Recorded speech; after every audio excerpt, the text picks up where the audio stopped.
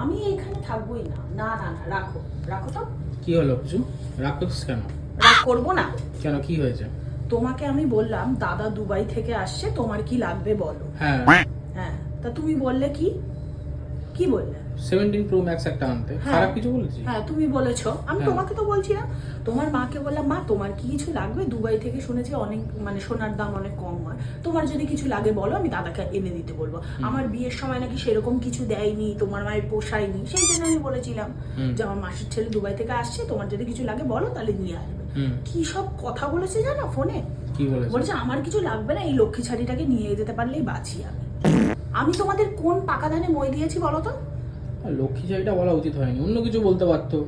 বুনো শুয়োর, মোষ, এরকম বলতে। মানে তুমি এরপরেও মাকে সাপোর্ট করছো?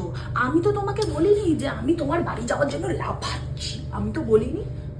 তোমার বাড়ির লোক আমাকে দেখে পছন্দ করে নিয়ে গেছে, তাহলে সেটা কথা না, বলছি 17 Pro Max টা কি পেয়েছে অরেঞ্জ কালার? আমি কিচ্ছু আনতে বলবো না, খালি নেওয়ার বেলায় নেবে। বিয়ের সময় এই সোনা দানা বাসন কোসন সমস্ত কিছু মিলে এখন খালি নেবে।